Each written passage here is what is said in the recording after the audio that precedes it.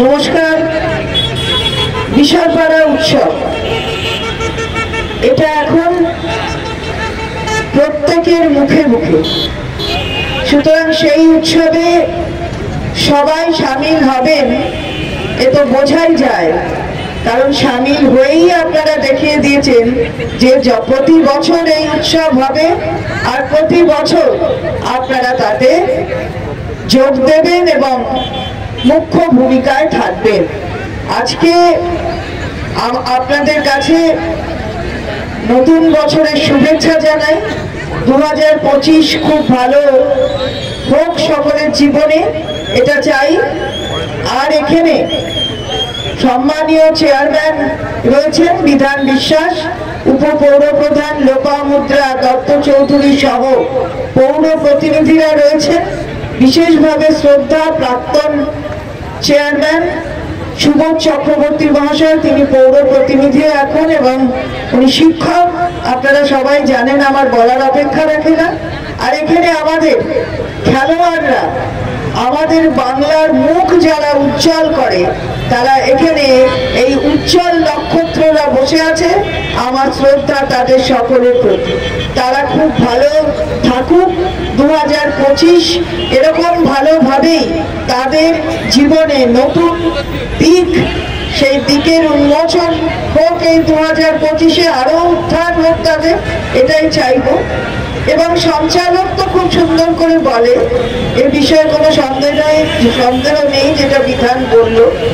আর এই যে বলল যে আজান যখন হচ্ছে তখন বিধান মাইকটা বন্ধ রেখেছে, এটা ভারতবর্ষ। কারণ আজানটা মাইকে হয়, আর মাইকের এই আজান কিন্তু খালি একটি সম্প্রদায়ের মানুষের জন্য দুয়া চাইবার আজান নয়, সবাইকার জন্য দুয়া চাইবার আজান। সুতরাং সব সম্প্রদায়ের মানুষ যাতে সেটা শুনতে পারেন, তার জন্য অন্যেরা মাইক বাজায় না। এটা হচ্ছে ভারতবর্ষের সংস্কৃতি, যে ওই মাইকের আওয়াজটাই সবার কানে যাক। তাই জন্য অন্য ধর্মের মানুষরা, আমি যে কোনো ধর্মে বিশ্বাস করতে পারি, কিন্তু অন্য ধর্মকে আমি অসম্মান করতে পারি না। এটাই ভারতবর্ষ এবং একসাথে চলা। আজকে সবাই রয়েছে এখানে, আমার শিখ ভাইরা রয়েছে, ঈসাই ভাইরা রয়েছে, হিন্দু মুসলমান সবাই। উৎসব তো তখন হয় যখন সবাই মিলে একসঙ্গে আমরা একটা বড় ক্ষেত্রে নিজেদের ভূমিকা আমরা তৈরি করি এবং দেখাই, তবেই তো সেটা উৎসবে পরিণত হয়, আমাদের পরের প্রজন্ম সেটা দেখে। এটাই তো আমাদের করার কথা। আমিও গিয়েছিলাম গোয়ায় কিছুদিন আগে, জিএসটি কাউন্সিলের একটা মিটিং ছিল।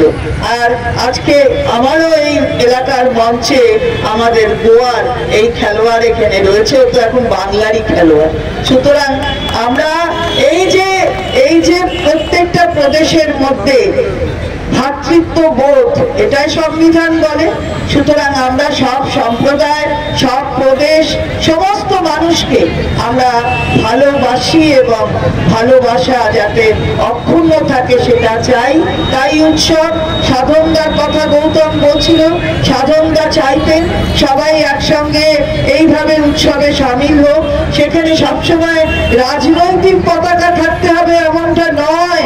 রাজনীতি মানে কি?